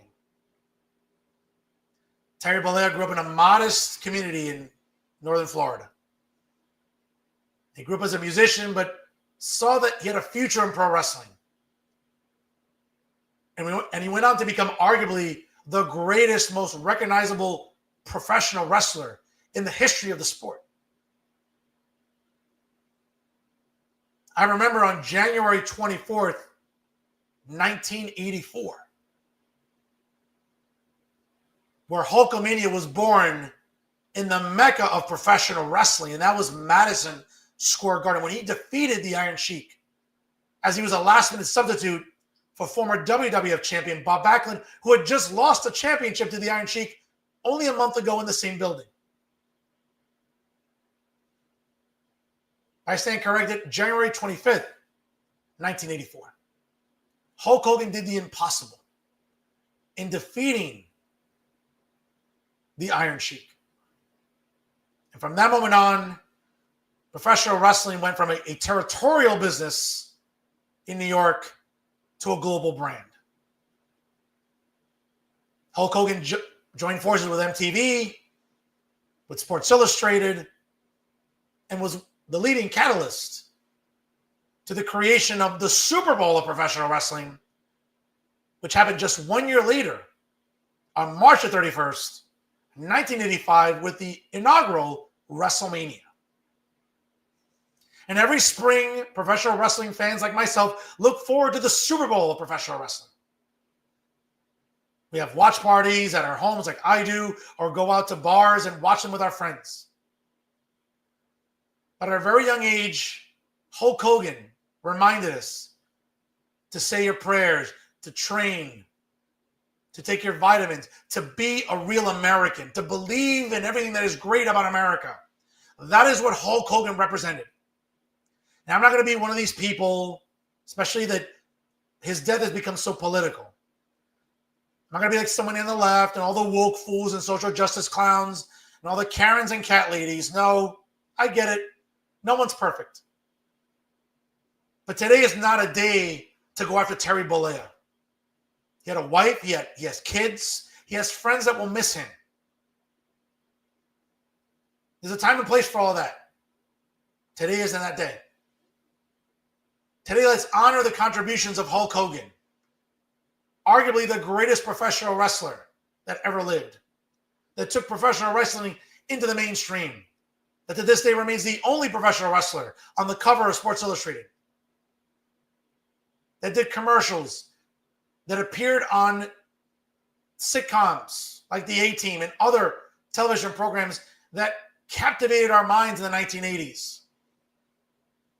And just 2 years after the inaugural WrestleMania, he was there in Pontiac, Michigan, in front of 93,000 fans, body slamming and defeating the undefeated Andre the Giant, and again, changing the landscape of professional wrestling. And despite the fact that there were guys that came along like the Ultimate Warrior and other fan favorites that looked to unseat Hulk Hogan, I remained a loyal Hulkamaniac. And to this day, I am still a loyal Hulkamaniac. I'll rock the merch. And for a lot of us that meet our childhood heroes, sometimes we're disappointed. I wasn't.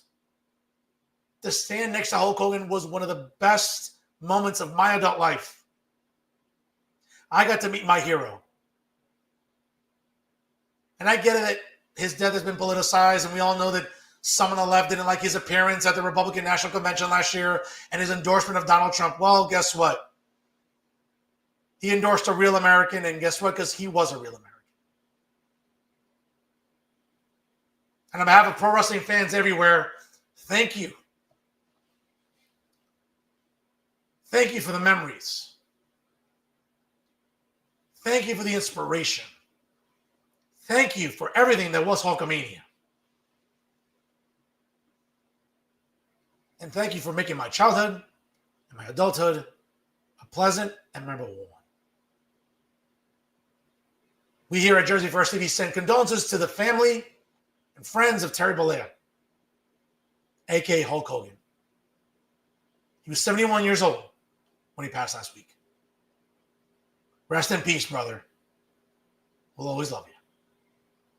Once again, Hulk Hogan was 71 years old at the time of his passing.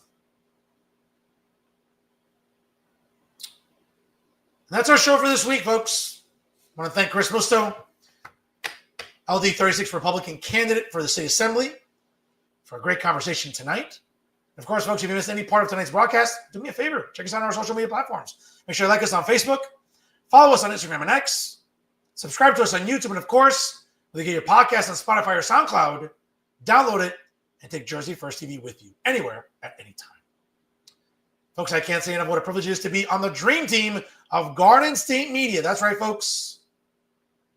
It is Jersey First TV. Brand new episodes of The Nader Narrative premiere on Thursdays, hosted by my incredible tag team partner, Elizabeth Nader. And brand new episodes of Real Talk premiere every Monday night. Check your local listings, of course, for Real Talk here on the Jersey First Television Network. And folks, always remember, if it's unbiased, unfiltered, and unafraid, it's always Real Talk here on the Jersey First Television Network. Yes, folks, I am the generational talent in Garden State Media, and I continue to be the hero you need right now, because as the establishment media continues to lie to you, I never will. That's right, folks. Thank you for making Fernando Uribe and Real Talk your trusted source for strong, fearless, independent media here in the state of New Jersey. Folks, again, look after your elderly neighbors, your kids. Please stay hydrated during these hot summer days. We appreciate you tuning in here on Monday nights for Real Talk via Jersey First TV. Folks, again, please party responsibly. Enjoy the rest of July. And certainly we'll see you next week here on the Jersey First Television Network, as we'll have the New Jersey Globe Editor-in-Chief, David Wildstein, to kick off the month of August as we're going along here during this election cycle here in New Jersey. Who better to talk it out with than David Wildstein from the New Jersey Globe? So definitely mark it down next Monday night, folks, at 7:05 Eastern Time for David Wildstein here on Real Talk with Fernando Uribe via Jersey First TV. Folks, enjoy the rest of your week. Once again, please party responsibly. Thanks for stopping by. And always remember, stay classy, everyone.